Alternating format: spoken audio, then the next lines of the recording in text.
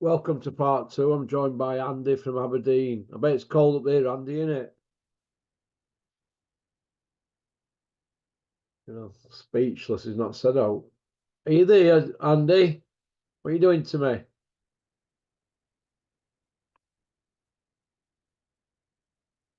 This is what I'm up against. I've got the patience of a saint at times, and Are you there? I'm here. How you getting on? You know what? Why are you grinning like a Cheshire cat when I'm rinsing you? I never even heard you. Your lass do that when she bollocks you. Do you just stand there grinning like some? I just laugh. Aye. Only if I want to annoy her. You only get pulled over for speeding, you just stick grinning at them, coppers. I don't stop. Well, let me just get this in there because somebody keeps texting me non-stop, emailing me. Hang on a minute. Hang on 2 seconds. Switch this heater off. I'm just filming, Scott. I'll call you back, yeah? It's Friday at Bangor. I'm assuming that's Ireland, is it? Bangor? Bangor, aye. Bangor's Island, isn't it? I think there's a one in Wales as well. Oh, I don't know. It's called Percolator, this horse, Kevin's horse. Uh-huh. Bangor. I think I've seen it. Percolate. I think I've seen something wrote down on a desk up at a factory today. I'm sure it would. Anyway, it must have been that then. Percolator. It just says tell him Friday, Percolator at Bangor. Where's that in UK? Wales, I think. Wales, have to. Ireland. Or is Nah, it's Bognor Island? Bognor Regis. Is that Ireland? no, is that no way down south? I'm sure I met a guy from down south of London, Bognor Regis, I think. Put Bangor in. It says Bangor Racing. Hang on. But Oh, Bangor. Bangor, shall I just put Bangor the area? Bangor the area. I think it's Bangor, isn't it? Bangor. Bangor. I think it is. Oh, I know where I'll put. Bangor horse racing. Bangor horse Bangor races that. racing, yeah. Wrexham. Bangor on D. That'll be Wales, is it? Wrexham? Yeah, Wales, isn't it? Yeah, yeah. Yeah. All right. There you Bangor go. on D race course. Not for me, that. A load of people, listen, all it is a load of people, right, walking around in barber coats with fancy wellies on and a Range Rover. That's it. They never, only time they drive in a field to like a little bit of grass. That's it. That's it. Need a Range Rover for that. You know what I mean? I've had enough of them people. We can end up scrapping up at that factory over who's drank the milk, who's used the most toilet roll. I'm like, what? And you put 500 quid on horses and it's losing. You know what I mean? Backing horses constantly and all that. And then we can be falling out over a bit of milk. You're a great. You know what I mean? Yeah. It's like Dennis, right? I've told this story before. When this Chinese near Clinton Woods was, when me and Dennis were stood waiting for the Chinese, and the woman goes, "Yeah, £25, 10 pence." Dennis goes, "You are?" She goes, £25, 10 pence. So Dennis has gone, well, that's 25 quid then, isn't it? He's put 25 quid on counter, and this Chinese woman's gone, no, £25, 10p. So Dennis has gone, yeah, that's a pony, in it, 25, love. She's gone, no, 25, 10p. So as Dennis is trying to take the Chinese out of her hand, she's pulling it back. And I stood there, so Dennis, what are you doing? You've just bought about 15 people a drink in this pub. But it's that old mentality, in it, where you're grown up from, in it. Do you know? Do you know what I mean? Like, Kevin, have you had hot milk out at fridge porky? No, I haven't. Even though I probably have. I've had a shake or something. Do you know what I mean? Kind of thing. Or I don't know. People are odd, aren't they, with dough? Do you think? It can be. Like they'll spend, Hey? like you say, they'll go and splash 100 grand on a car, and then they're scrimping about for other. That's maybe how they've got money, because they don't spend it anywhere else. That's like Dennis. It's, I can't believe I've got to go into my pocket now and pull a £20 note out when that fibre should be enough. And I'm like, yeah, but it's only 10p, Ron. But in his head, that does spoil his head. That spoiled his night. Do you see where I'm coming from? Does that sound crazy? It's all over 10p. It's mad. It's like 10p. What were funny like with the little Chinese woman going, no, £25 10p. And she, but we'd had a drink and that. I said, just pull her up at counter and clump her on head. No, okay then. Right, Joseph Parker, it's been wilder than that, but do you think it's a victory that really is a hollow victory, after what Fury done to him? I think we'll only know that after the next time Parker fights or the next time Wilder fights, if he fights again. I think that proof will be then. I think Parker's been active and he's a decent fighter, Parker. I know we'll call him Stinkinator and that, but he's probably a good size for a heavyweight. He's no big and fat and clumsy or anything, and he seems to always come in reasonable shape anyway, doesn't he? He always looks, especially lately. When he's been, I think he's on a roll at the moment, just momentum, activity, if nothing else. But I think he's disciplined under Andy Lee as well. He stuck to his game plan. You know what? He looked in better shape under Andy Lee than the other geezer, doesn't he? Yeah. And he wasn't phased in any way by Wilder, was he? I mean, some guys would be going in there cringing, just waiting to get sparked out, but he put it on Wilder at times. When he got the chance, he put it on him, didn't he? It wasn't a complete safety first. He boxed sensibly, but it wasn't a complete safety first negative defensive performance, was it?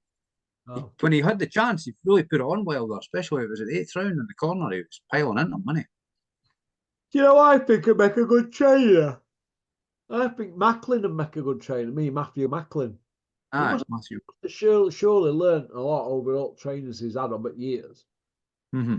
He's been with Buddy McGirt, Joe G. He's been around houses. I think he'd make a good trainer. And he strikes me as like a disciplined kid. You've only got to look at him. He's well dressed, isn't he? He looks like he's a sharp individual. And I think you could see him being a really regimented trainer. But for some reason, he hadn't wanted to do it, has he? Which surprised me. Because he was a world level fighter. Let's have it right. He got robbed against Sturm, didn't he? Yeah. He's probably got it. Martin Murray, did he got robbed, didn't he? A couple of times, didn't he, Murray? Who's it got robbed against? Was it Martinez? He got robbed against Sergio Martinez, and then he got robbed in Germany as well. But I think the Martinez one were a proper robbery. He was finished by that stage, Martinez one. But they were still touting him as a pound for pounder, weren't they? Yeah, that's it. That was a shocking robbery. I remember watching that.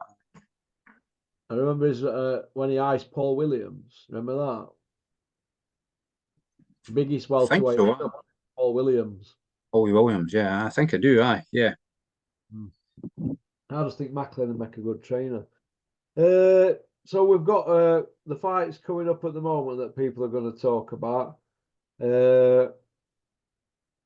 Big Meech and Garneau. How do you see it playing out? I've still got a feeling that's a banana skin. I don't think Big Meech can stop him. So if Big Meech gets tired at any point and starts gassing, I think Ngannou.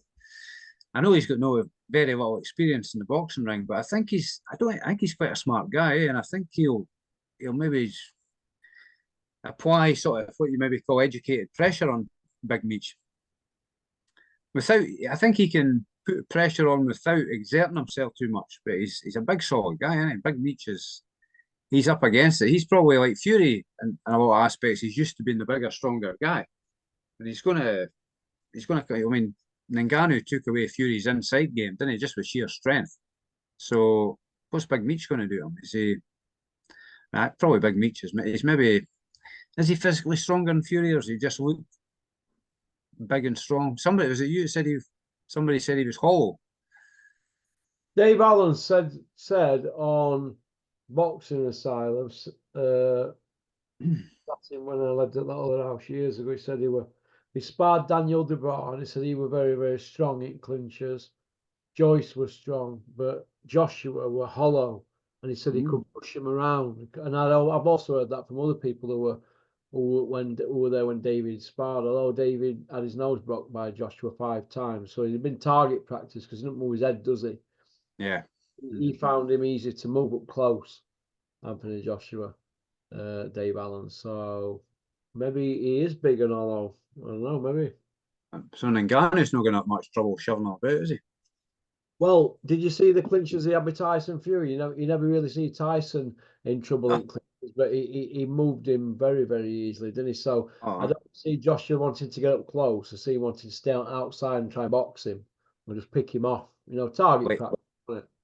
Like the Ruiz rematch, just keep Yeah, moving well, him. that's what he did there. He ran for his life, and that were really a really terrifying. Not terrifying. He was terrified, wasn't he?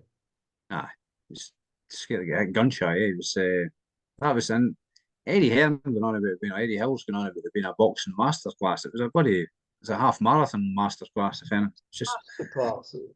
Running away. Planet they're on, mate. Absolute. I don't know what planet they're on. It's I don't know. Well, I'll tell you what we'll do. We'll go through Joshua's CV and I'll give you the Porky verdict. Right. We'll start from his first pay-per-view. Dylan White. People kept going on about it for years that Dylan White had this great fight with Joshua and it were a life and death and all that, right? Nobody gave him one round in that fight. You know that? Nobody gave him a round. Right? He caught Joshua one punch. The first time we'd seen him caught, it was like Mike Tyson catching Bruno, wasn't it? Do you remember in that first fight they had? So I don't know why Barry Hearn were going on about it. It was only because of the controversy after one at rounds where everybody piled into the ring. The chaos. Other than that, it won Dylan White were never in the fight. That was his first fight as pay-per-view, yeah. Then we've got Charlie Martin, right, who got the belt because the guy fell over and did his knee, and it was a vacant belt anyway that they nabbed off Fury. Yeah. So that's a non-event. Dominic Breazeale went on to do 0, didn't he? A non-event, but these are undefeated. Dylan White, Martin, Dominic Breazeale, Gary Cornish. So you've got 4 undefeateds on trot there, haven't you? Yeah. Then we've got Eric Molina, the school teacher, geography teacher. He didn't do no. He was cut down after 7 minutes. Never went on to do anything. Vladimir, in his 42nd year, 18-month on settee, in his 69th fight, shot to bits. Still, his head had gone from when Fury schooled him, took him to school. Then we've got Takam, according to Johnny Horsecock, he's like George Foreman and Holyfield rolled into one. Go on, Johnny, with that one. That's the old Johnny Nelson, though, wasn't it? From 2017. Then we've got Joseph Parker, undefeated, the Stinkinator, stayed on the outside of the outside. Every time Joshua tried to come in, he was going backwards. He got the belt by default, didn't he, the WBO? He was a paper champion, so he was no good. Alexander Povetkin, then, in his 36th fight, an old guy in his late 30s, nearly 40. He was a former regular champion. He was cut down, wasn't he, like cheese? He broke Joshua's nose in the first round, though, did he? He had a good first round, then he bust Joshua's nose. And then we've got Andy Ruiz lost, and then come back frightened to death. He got flogged in first one, then he came back. And then we've got Pulev, old man, 28-1. Records look good. His record looked good, but his best win was Yui. Do you know what I mean? Yui were cut very early in fight. Then we've got Usyk losses. Then we've got Franklin Adossa, Elenius 7 days notice, and Otto the Wally. That's it. Now he's fighting a guy in his second boxing match. His CV has got more holes in it than what's he called now? Biggie Smalls' Cadillac Escalade. Oh. He has, hasn't it? It's got more holes in it than Swiss cheese, hasn't it? Yeah. That's it. That's the Joshua CV. There's an asterisk next to every single one of them. The only win I'm going to give him credit for on there, and that's just because he's done Parker now, done Wilder now. It's Parker, but that went the distance, and it was a stinky fight, wasn't it? Does the ref know? Eh? Was the ref not poor in that fight as well? Anytime Were Parker very got in close. poor. The ref were very poor in the Park fight, but when I look at the CV here, it's shocking. When he stepped up, the Ruiz want a step up really, but he got flogged. When he's gone up into elite class, like Vladimir, well, he wasn't elite then, but he did used to be. That were a life and death, and the two Usyk losses. What did Ring Magazine lads give him? 4 rounds out of 24 or 5, 4 or 5 rounds, 4 and 1 shared. So, would he have beat Frank Bruno? Probably no. No, Bruno on his day would have probably knocked him out. So you can go through his CV and Tyson Fury's CV, and you can think, wow. And then you go look at other weight divisions where you've got light heavyweights going in against roadman killers, right? From Britain, Clinton Woods' CV going in against roadmen. What Tar did Roy Joneses, Freeway Glenn Johnson, Cloud, all them sort of guys. And look at Frotcher's CV compared to all theirs. Carl Zaggy's and night Amir and day? Khan's, David A even. It's shocking, isn't it? Atom. Look at this. Nazar's, McGuigan. And then look at these two here. These two here have been representing this country since 2008. Tyson Fury made his debut. I was sat behind his family on his debut. I was sat behind him. Made his debut at Carl Frotcher's Pascal, Nottingham, December 08. And Joshua turned pro, didn't he? 13, did it? Beginning of 13 or something like that. So for the last 16 year, this is what we've had to put up with these. It's always been doing just enough on it. Oh, we're going to fight this person. Oh, we'll get that person down the line, or let's go around and we'll meet them, blah, blah, blah. A bit like Jim McDonnell, wasn't it? He didn't want to fight Barry McGuigan because Barry McGuigan was knocking everybody out. So they waited and waited, went round the outside, didn't they? And got Barry McGuigan, went time were right, didn't they? And that's just what these lot have done. It's always been just one more fight just to ring it. Just one more, just one more. And it's got to a stage now where people are just sick to death of it. We're now at that stage where they've got to have the fight. And what are they doing? They don't want to have him. He don't want to fight Wilder when Wilder were knocking them all out, Joshua. And Fury, he's having nightmares of a Usyk, isn't he? His arse cheeks are flapping like that. The arse cheeks are flapping. Like John Fury's tits are flapping when he runs. The titty man. That's the Mickey Theo used to call him that on phone, the titty man. He used to go mad. Him and Max. I'll tell you apart. He used to say. Well, it's true, isn't it? That's his CV. Now, if you want to talk about other CVs on here, let's talk about it. Let's have a look. How long would Joshua lasted with Tim Witherspoon? What did Bruno last 13 rounds on or something? Hey? Tim Witherspoon fought Bruno, didn't he? I think Bruno lasted about 13 rounds. I think Big Meech would have lasted that long with Tim Witherspoon. No. I don't think so. Tim Witherspoon is like a Philly fighter, isn't he? They have that Philly shell, don't they? They're hard to impregnate. Natural. They resemble, they call it the shell. It resembles a turtle, doesn't it? It's like a shell. And you can't know. Every time you're hitting something, you're hitting like elbows, aren't you? Or really tucked in, aren't they? Or top at shoulder. You know what I mean? Or they're blocking it with forearm. So it's a turtle, like a turtle, isn't it? I just think Frank Bruno could do anything with him. He didn't know how to break him down. He had a ramrod jab, but he didn't have all much else, did he? Really? Yeah. Witherspoon, they're like kind of natural fighters. They just roll and flow, don't they? These guys. I know Bruno was probably a bit wooden compared to that, wasn't he? Like a manufactured fighter. Anytime a manufactured fighter goes against a sort of natural fighter, it's usually the natural fighter that comes out top, isn't it? Yeah. I mean, people keep going about Tyson Fury, right? His CV and that. Look, he didn't fight David Price. David Price beat him in amateurs, didn't he? 2 years before he turned pro.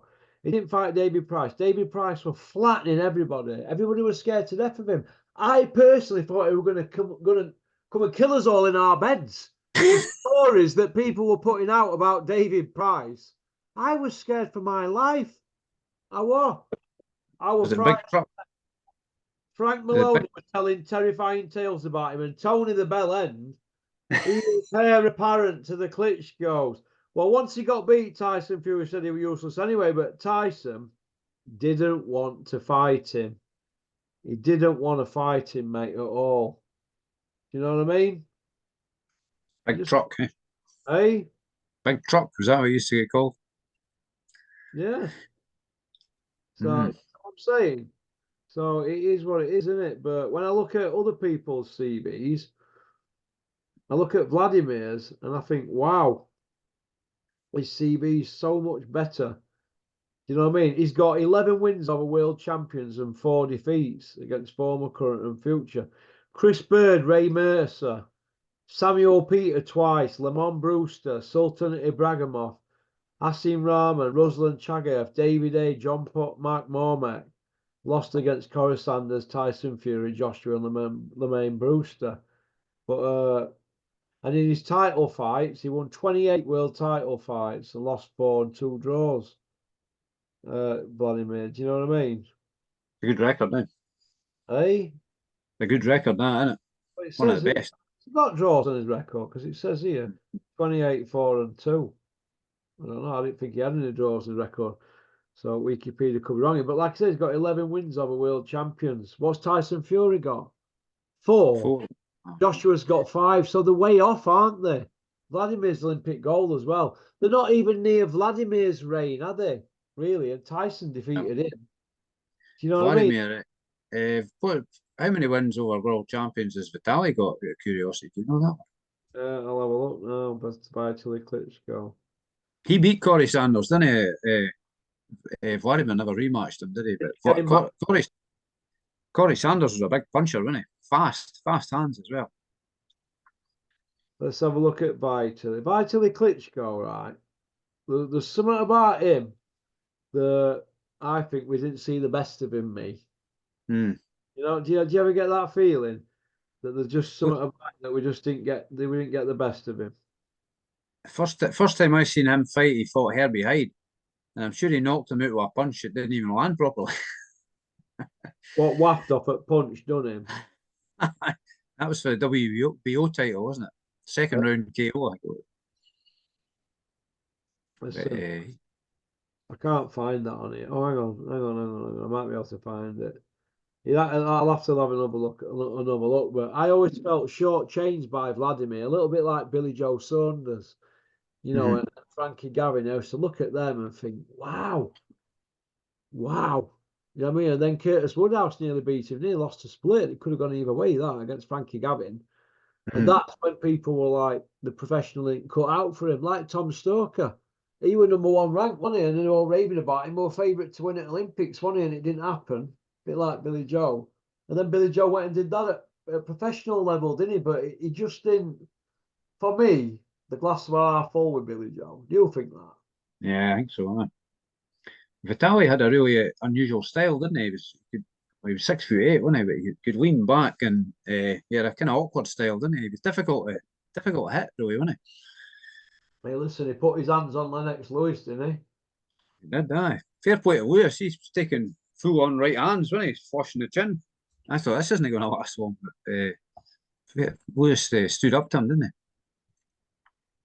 That showed Lewis's true mettle in that fight, I think, didn't it? I mean, I know it was debatable what way the score was going, but that was a tough fight. I think he knew then it was time to get out. He did the right thing.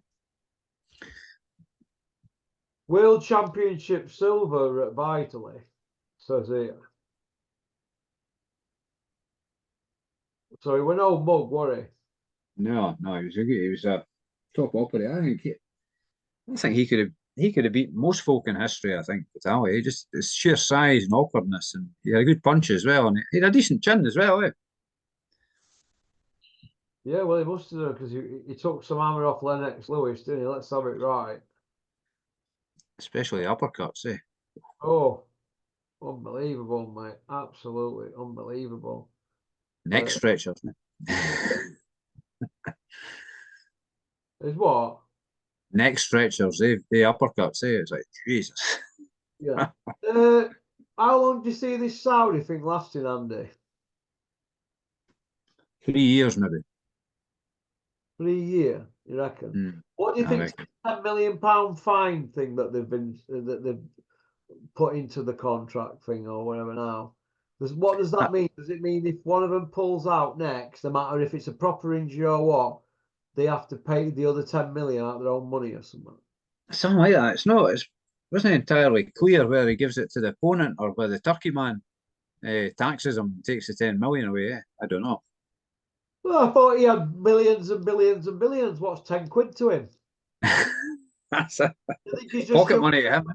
you think he's just doing that just to show authority and say, listen, no more of this nonsense. If there is any nonsense, do you think he might be trying to say, I'm going to go along with this story that you give us, but I think it's a load of old hogwash, but I've got no choice. But this is what's going to happen if it happens again. You think the sort of like that's kind of like happened, and he's I just think ready now. I think it's like an insurance policy, yeah. I mean, how much has he spent on that promo? Eh? It was like a Clint Eastwood film, wasn't it? But when And I look at that promo, my guy could have done that for 10 grand. My top aye, guy. Yeah, they do all Emmerdale Farm stuff and lot, man. Don't they, Fable? Do you know what I yeah, mean? They work with Shane Meadows, do all that stuff. Formula One, drone footage. They can do anything, that company. So mm, I was talking to him over day about it, and he's like, what? How are they charging for that? It's all CGI stuff and all stuff like that. aye, It's utter, I don't know where they're getting it from. They've spent millions on it. It's just, they're just in front of green screens, most of it. You aye, know, yeah, you've seen the ones I used to do with helmets, haven't you, a few years ago? You know, when I did it yeah, with that Jamie. It's just that aye, kind of stuff, yeah. but on a bigger stage. But they're talking like it's millions. It's not that dear to do all that, but they're Because talking it is. most people probably don't. They'll look at it and be impressed and not understand how it's made or how it's done. Probably won't realise. And if somebody tells them, "What it cost 2 million to make that," they'll believe it, eh? Because if you don't know the ins and outs, you'll believe it, eh? Possibly. Yeah, yeah. Well, we're going to see, aren't we? We're going to see. What do you think to lads on undercard then? You think they're going to be a bit disappointed because nobody's coming out kicking off, are they? When normally they'd be hell on, wouldn't they? If it were UK. Oh, aye. So are they getting money to keep them sweet, or I don't know. They'll be getting well paid anyway, I would imagine. They'll be getting well paid, won't they? But let's have it right. You're going to be fuming, aren't you? Oh, If aye. it's all folded. You know, I would be, would you? Oh, aye. If you're in training and you feel like you're in the best shape of your life and you've just peaked or whatever, you were thinking, I'm on it, sort of thing, and then your balloon gets burst, and then you might not reach that same peak the next 3 months or whatever. Eh? It's missed opportunity. Now, if somebody gets beat, you feel they'll probably, whether right or wrong, they'll probably feel, oh, if it hadn't been delayed, I might have won that fight, or scenarios like that. Remember, was it Sonny Liston? Ali rematch got delayed, didn't it? Did Ali have to get surgery or something? And then I reckon Sonny Liston was quite old, well, a lot older than nobody actually knew exactly how old he was, did they? But I Yeah. reckon he was past his peak at that point. At the time, it might have been a year later the fight, what it was meant to be, if I remember right. But definitely delayed anyway. But What do you think to Buddy McGirt getting a lot of stick online since Dan Aziz has lost? Because it looks to me like he's just coming to the UK, filling his boots and going back over there, doesn't he? aye, no, not having any success. Not having no success, and he doesn't look to No. me like he even cares. There's a lot of shouting in the middle of the Yeah, fight, doesn't he, in front corner and that. But and I think half of it's for sound bites, yeah, especially that one when he had a Turo Gatti. You know what I mean? He went into full yeah, Teddy Atlas mode, didn't he, making it about the trainer? But I don't yeah, know. Is there better trainers than Buddy McGirt in UK? Damn right there is. There's better trainers that train amateur kids in yeah, UK. Just because he's got a name and he's been a world champion boxer, it doesn't mean to say he's going to be best trainer. Why have we no, got the fighters in UK buying into this Buddy McGirt stuff like Callum Smith, Dan Aziz, Dillian White? Well, what's the with UK trainers? yeah. I totally agree on that. Yeah, there's plenty of good guys in this country. Why go to America and bring that. It's no costing. It's costing them plenty of money to bring them over. I'm sure. Even money wise, it would save them a lot of money having somebody local. What do you think to the talk of Yard Boazzi or Yard Callum Smith? Yeah, I think Boatsi's open to fighting them, isn't he? Open to fighting Yard. I'm sure I heard him say. But I actually picked Dan Aziz to beat him. I thought maybe on work rate. I like Dan Aziz because he's done everything the hard way, and he's probably the underdog. And I thought he might have just been able to do it, but Boatsi showed he was a better standard and better class. But, fair play. It was a good fight though. I think I missed the first couple of rounds, but it was a decent fight. Yeah. Who have you got if Big John Fury fights Froch in a 4-rounder, 3 minutes at your call? Who have you got? I don't think it'll last four rounds, will it? I've got Froch on that. Why don't John Fury just say, listen, I'm a Fury and it ain't about money. I'll fight you for free or for money, he said. And the hard rolls. This is how I look at it, right? He wanted any man over 50, he's got a man 47. Right? So it's his own fault, innit? But he said it ain't about the money, he's a millionaire. So why don't him and Carl just go to a gym and get at it in Nottingham? Why don't he just turn up? Carl will be there on his own at a gym in Nottingham and get at it for free behind closed doors, and let me stick camera outside the doors when when the victor walks out. How about doing it that way, Big John? That would do, wouldn't it? Oh, that's more. What's up with that? Not wrong with that. That settles the difference, isn't it? You know what I mean? So it is what it is, isn't it? But no, I just think that with boxing at the moment, it's in a real good place and a bad place. The good places, it's on everybody's lips, but the bad places, nobody's willing to fight anybody. They're all pulling out fights. They're all thinking they're worth X amount when they're not. Exactly, is fighting each other. Well, Boatsi and Dan Aziz got stuck in, didn't they? So credit to them. But who else is fighting each other? Tell me. I seen Tank Davis is called out Crusher Ben. Crusher Ben and Tank, you having a laugh? No, I've seen that earlier on. Tank Davis is performance. Sorry. What did you think of Crusher's performance? Pretty average, yeah. I thought. Oh, where was crushing power? No power. It's not power. He's on about he's going to be crushing. Was it Eubank who's going to be crushing him? He wouldn't have the last 2 rounds or whatever, but he's not crushing.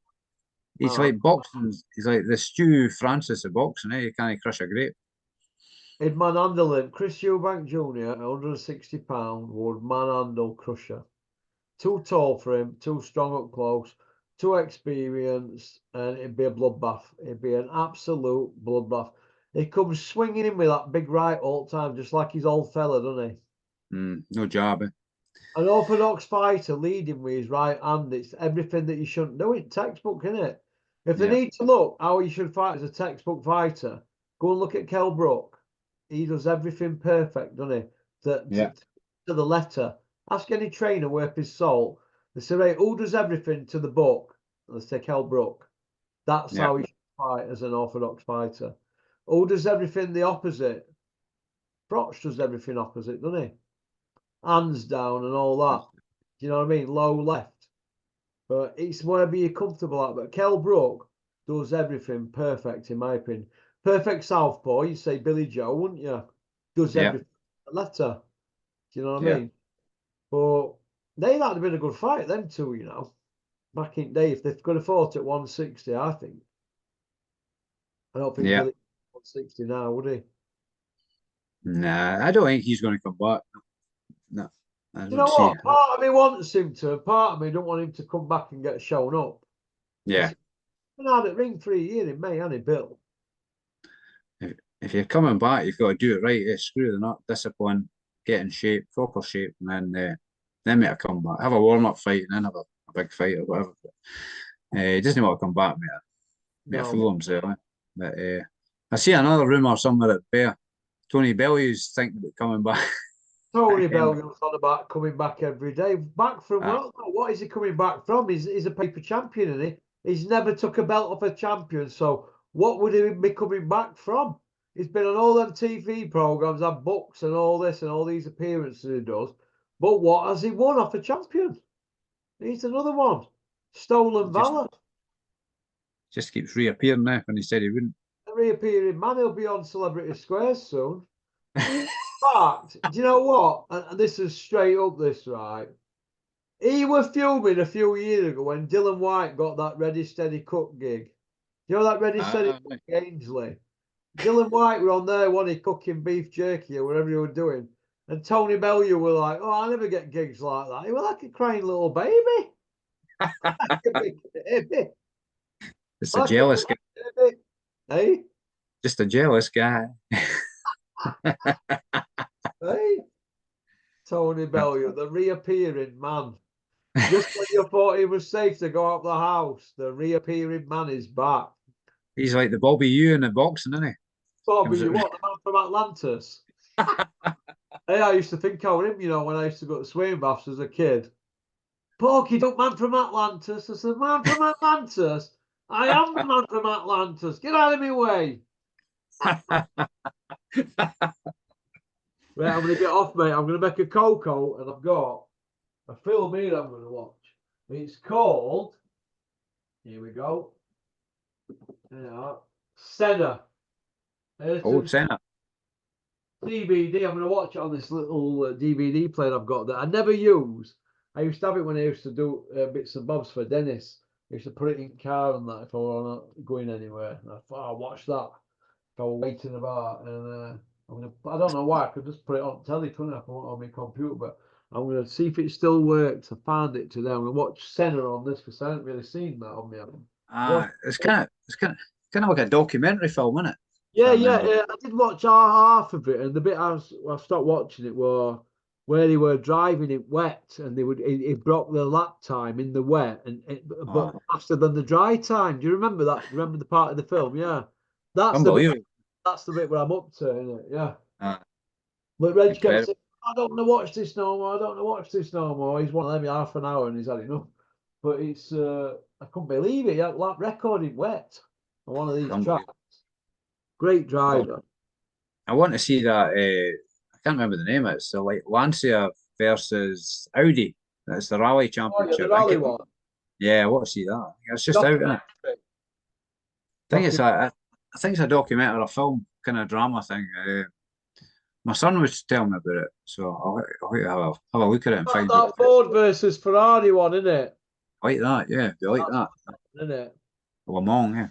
Le Mans, yeah. Right, okay then. Well, listen, you take care, Andy. Thanks for coming on. Pal. Enjoyed that. Good crack. Tomorrow. Cheers, kid. Be happy, be healthy, eh? I'll try my best. Bye-bye. All the best, pal. Cheers, mate. Cheers. Take care. That we're Andy from Aberdeen. Thanks for liking and subscribing and leaving a comment. Go on, peace out. Let's see what tomorrow brings. Pop, pop, bang.